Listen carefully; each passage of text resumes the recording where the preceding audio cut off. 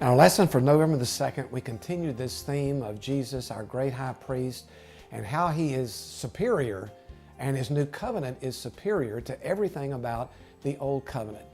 The focus of this week's lesson is on Jesus as a better offering.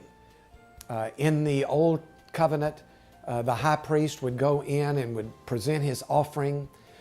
Jesus now presents a better offering, the writer of Hebrews says. So that's the subject of the lesson as we go through chapter 9 in our text.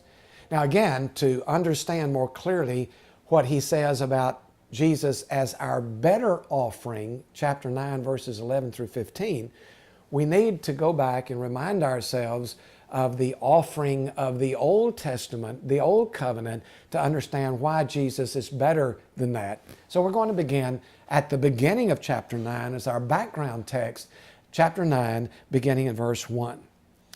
Here we see verses 1 through 10, the ministry or the offering of the old, that the Old Covenant provides. So look at this with me, chapter 9. Where was the place? What was the place in which this old offering was offered in the Old Covenant? He identifies it immediately in chapter 9. Now, the first covenant had regulations for worship and also an earthly sanctuary. It was called, he said, a tabernacle. So the place where the old offering was offered was the tabernacle, or later on, of course, the temple. Now, here we have a description of the first tabernacle, and it would be interesting for us to look at this a little bit more closely, but we're not going to do that because it won't contribute to our overall purpose. And in fact, that's even the position of the writer of Hebrews. Notice he says in verse 5, but we cannot discuss these things in detail now. Why not? Probably because his audience is already familiar with that. Now, if you want to get a little bit more background on this, go to Exodus 25 through 31, and then chapter 35 to 40.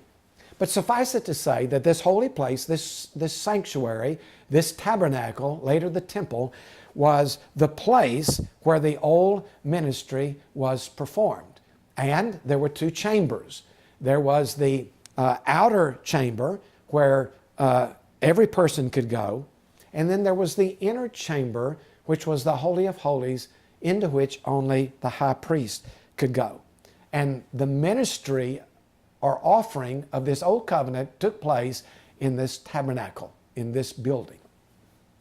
Now the writer turns his attention now in verses 6 through 8, not to the place, but to actually the performance of the priest in this old covenant, to actually what they did. Picking up in chapter 9, verse 6, when everything had been arranged like this, the priest entered regularly into the outer room to carry on their ministry. In other words, there was a daily duty that the high priest carried out under this old covenant. Regularly, they would go into this outer chamber and they would offer the sacrifices for the people's sins. They would do this weekly. Sometimes they would do this daily. So that was one part of the priest's work. But then he says in the next verse, but only the high priest entered the inner room, and that only once a year. So the priest had a regular, daily, weekly duty, but then the high priest had an annual duty. Once a year, he would go in and perform this sacrifice. The purpose of this Day of Atonement, this once a year sacrifice, is described